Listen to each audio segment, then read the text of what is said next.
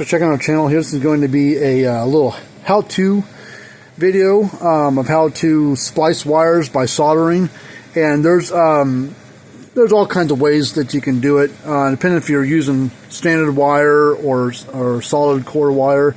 There's different ways of splicing wires when you're soldering, and I'll show you the way that we do it. And there's not really a right or wrong way. It really just depends on your how you want to do it, whatever's easiest for you, sort of thing.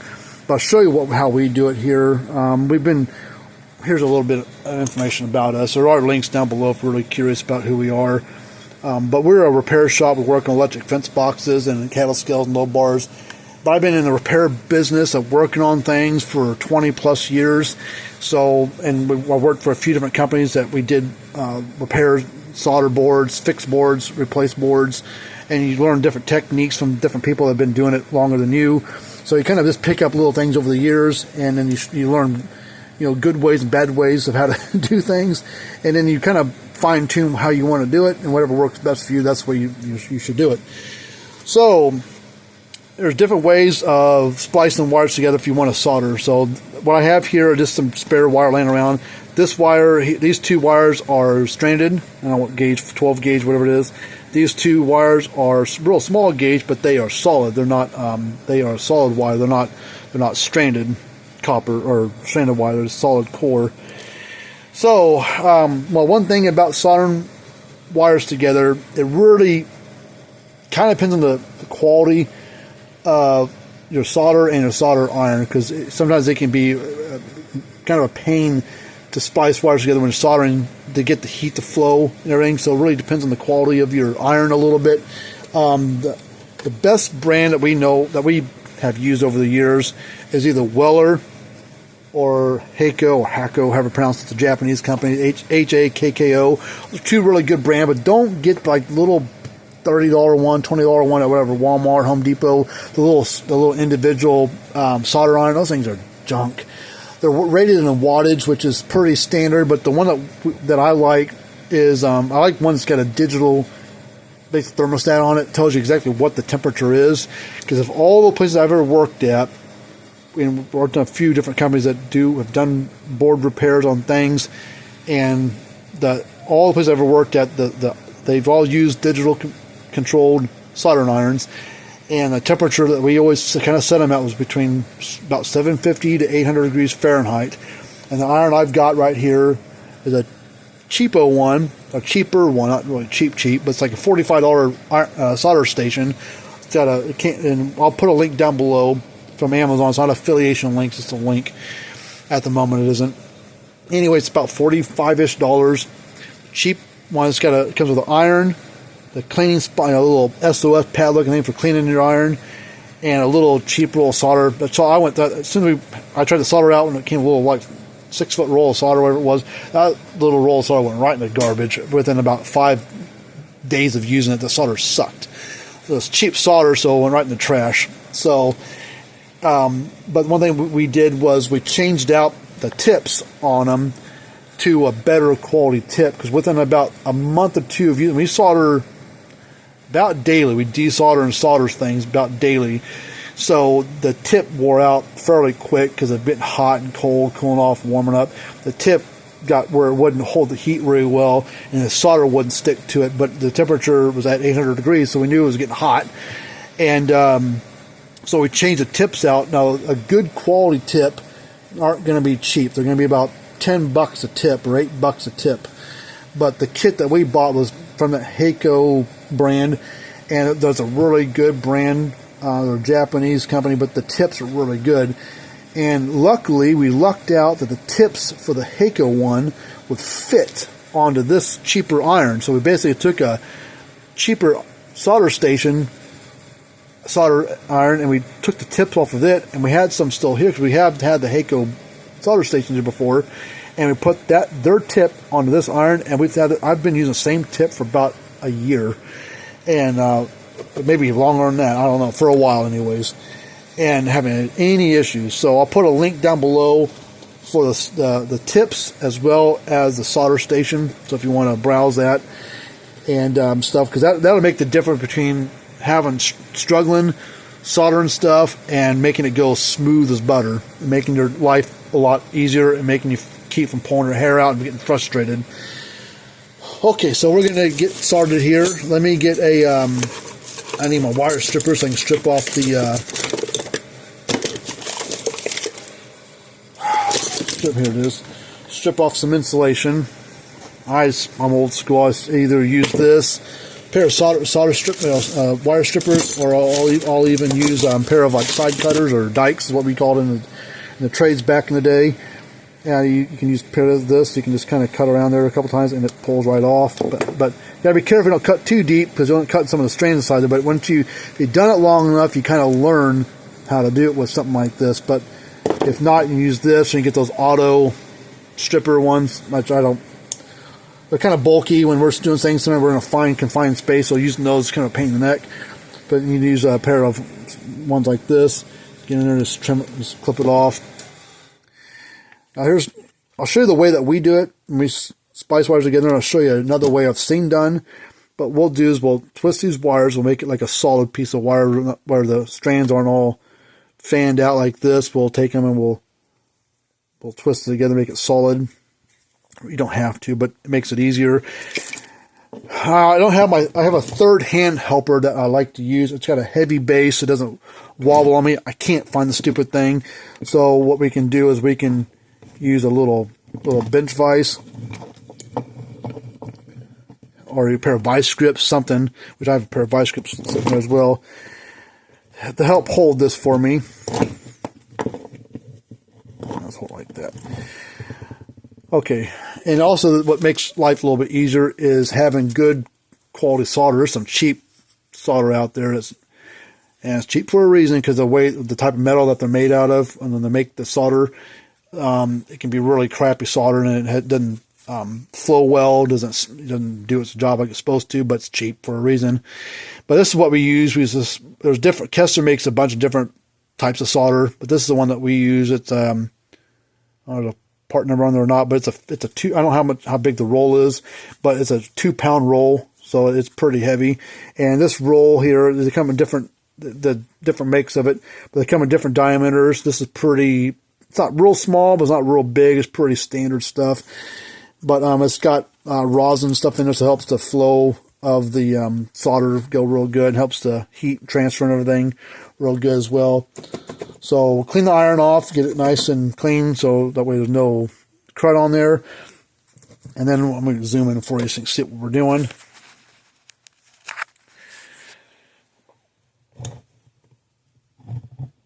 Alright, so we're going to take our solder. This is how I do it. Now you can do it different ways. But we're going to take the solder, we're going to add a little solder on here. This is called tinning your iron. You're basically putting some solder on there. Now, what you don't want to do is paintbrush the solder on there. I got yelled at so many times when I was younger, learning how to solder. I was being on there, paintbrushing on there. Man, I get my ass chewed about some of the old timers, and the boss man is like, "No, don't paintbrush it on there. That's not how you do it." And they showed me the technique how to do it. I'm like, "Oh shit, it's a lot easier than me paintbrushing it on there." I used to get in trouble for that early on. But add a little solder there, and when you add solder on there, that helps the flow of the heat transfer onto the wire. So you want to put the iron on the back side, and you're going to put the solder, push it onto the other side, because you want the solder will flow towards the iron. So if you want to flow through that wire, you put it on the back side of the wire there. And it's pretty good size gauge wire, so it's going to take a little bit of time to get the heat up. But once you start to heat it up, then you just kind of work the solder back and forth and kind of see it flow in there. And pull it off. Now this, like I said, that iron set at 800 degrees, so it's pretty hot. You see it's basically flowed all the way around it. It might be a little thinner on the back side than the front side, but basically it's flowed all the way through. And if you like a little bit more, just go back on there, hold it on there, and then just add a little bit more. And you can work your iron back and forth if you needed to kind of get the heat to flow all the way through. So there's that. Now it's going to be pretty hot. Now we'll grab the second wire. Just sitting on top of the roll of solder, just to kind of help hold it up in the air for me. And then we'll do the same thing. We'll hold the iron on the back side. Hold it for a minute and you're going to see the solder start to flow onto it like that. Let's work it back and forth because it's solder on top is flowing to the back side where the iron's at. And it's all on there. So now to splice the wires together, like if you want to go in a straight line, basically you just hold them side by side. Clean your iron off, make sure it's clean. We'll add a little more solder to the iron tip. We'll hold the two wires, hot. Hold the wires side by side. You might use a pair of needles, pliers if you had to. Hold them flush side by side. And then you put your iron right on top of both wires. And you kind of run it back and forth, and you'll kind of see them the solder will kind of flow between them and kind of bridge the two. And there you go. So that's one way to do it. And then of course, we'd slide your heat shrink on there probably before, slide it back a little ways, and then you would roll it up here, put it across there, and then put the heat shrink on there. So that's one way to do it. So let's snip this off. One of the way I've done it in the past, whenever I've wasn't really tight for space, or I didn't have to go a certain direction to let the wires go a certain way, on inside wherever piece of equipment it's on, and I had some room to play around with. One other way we've done it, and we'll put heat shrink on it whenever we're done. Whenever we're doing that, which might go ahead and do it in this one as well. Is you can take the two strands, you can basically overlap them. We strip a little bit more off this. Kind of over exaggerating the amount that you need exposed, but it's going to help for demonstration purposes. And then you hold them like this to kind of lay the base of the two like this. You can pinch them and you'll twist them together.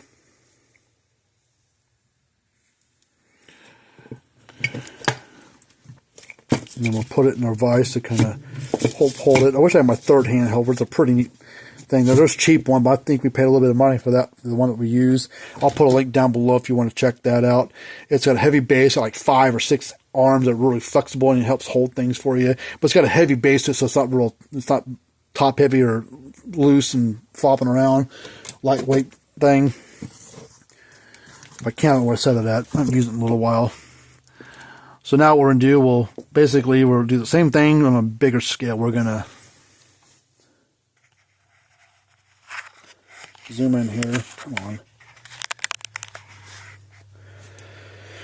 Use our helper hand to hold it, and we'll put some solder on the tip. We'll either start on the top side and put a little bit on the top there to kind of let the solder kind of start to flow.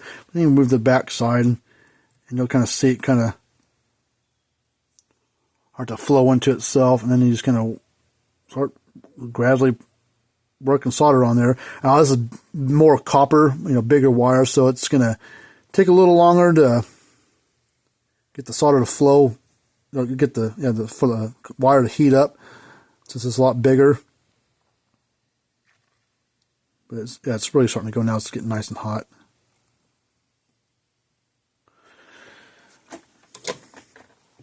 Let that cool off for a second, harden up. So you see it's all completely coated in solder all the way through, and that's nice and tight. And then what you would do, if you wanted to, is you could take some heat shrink. If I can find my heat shrink. Let's see. I can't find it. Not where it's sitting at. Oh, here it is. And you find a piece that's bigger than what you've got there, and you can slide it over.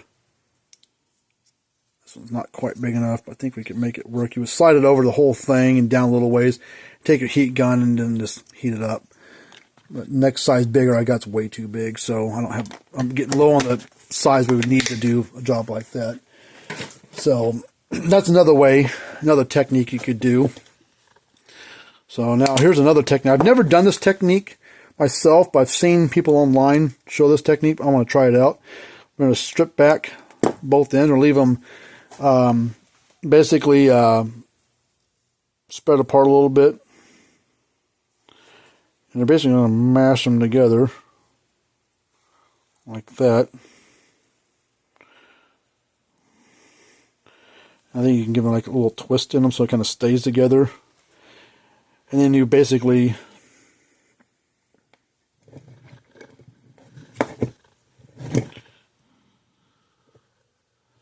like that. Almost doing what I was doing by twisting the wires together, but now this in a straight line versus being in like a point. So if you needed to, have it travel in a certain way without the wires being, like this. So now iron's cleaned off. I add a little solder to it. Put a soldering iron on the back side. I'll slowly add solder to it, and you kind of see it start to work itself into there.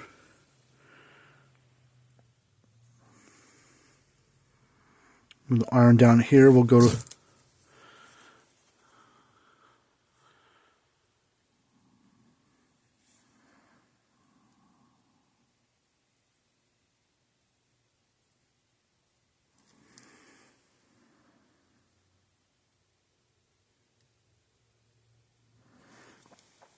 like cool off, harden up. I've never done this technique before. That's my first time ever trying to do it, but not the greatest looking. But once you put heat shrink on there, you can't see it. But it's nice and tight. Solders all the way through. Not the greatest little personal joint by looks by any means. There's little strands that didn't make it in. Oh, God dang, that's hot. Snip those off, but it ain't going nowhere. Electrically, it's fine. It's all the way, solders all the way through it. And you would take a piece of heat shrink, slide it down. I just put heat shrink on where it covers up at least the parts are soldered, and probably a quarter inch, give or take, on either side. The way it's on there, and it holds on, blocks everything off. So that's just different ways of splicing wires when you want to solder. You can do the same thing with soldered core wire. It's just it's not stranded, of course. So you can either. So what I do is I usually will either do the way where you cross them up like that, twist them together, and then just put solder between them, put a piece of heat shrink over it. That's one way. Or what I most times do, especially if I got to go in a certain direction and where wires have to go a certain path, we're not going to get in the way. We will strip them back and basically do like we did the first time, where we solder each one individually, and we'll lay one over the top of the other, and then fuse them together by holding the iron across both of them at the same time, and then we'll put a piece of heat shrink over it. That way, so it's the same technique, just on a it's not stranded, so you can't really press them together, and like we did that last time with the stranded wire. But hopefully, got some little education out of this. I figured this might be a good little show and tell on how to and how we do it anyways. I mean, like I said, there's multiple ways of soldering and splicing wires. Soldering, it really depends on the type of wire you're working with, how much room you got to work with inside of wherever you're doing and stuff, and just your personal preference, honestly. There's not really a right way or a wrong way. Just make sure it's coated all the way through the best you can. Make sure it's all floating there real good. Stuff like that. Don't spend an extra 20 seconds and look at the thing. Make sure it looks good. If you need a little bit more, just add a little more solder to it. Just move the iron to a different spot down on the wire and add a little bit more solder there if you had to. Make sure it's all the way through, stuff like that. Use a pair of pliers to hold something if you need to while you're pushing things together. If it gets too hot to hold the fingers, because I said that's 800 degree Fahrenheit is what that soldering iron is set at, so that wire will get hot pretty quick. So it won't take a little while for the heat to transfer up, but it will get a little warm to the touch for sure. And then let the thing cool off. Actually, let it cool off. If you're trying to put heat shrink on there, let that spot cool off a little bit before you're ready to heat shrink it, because sometimes if it's a little too hot, you can slide the iron down on there, and that heat shrink will actually start to shrink on you before you're ready. You know, like you're trying to push it down there, like, okay, I need a little bit further down, and all of a sudden it's shrinking up, like, oh shit, I can't put the heat shrink down there all the way. So, and then you have to pull it apart and do it all over again. So wait a couple, you know, maybe like 30 seconds to a minute, let the solder cool down enough so it's not super hot, and then slide that down there, then heat shrink it on there. You know, heat shrink up, and then they're good to go. But thanks for watching this video. You have to see more techniques of how we solder wire, splices. I got a link down below that I guess show you how to maybe desolder and solder off of a board, or solder a circuit board, components on and off a board. Put a link down there below, and also links to all the little equipment that we use, you know, desolder braid, solder station, the tips, the solder that we use, maybe a couple different solder that you could use, especially if you don't need a 2-pound roll like what we use here. But thanks for watching, and share the video with your friends if you got people that are interested in this stuff, or having trouble with doing something. They're like, oh, hey, this guy showed a few ways of how to do something. Once you show it to them, maybe they'll get some pointers out, you know, that might help them out in the future of what they're trying to do. But thanks for watching, and we'll see you guys later on.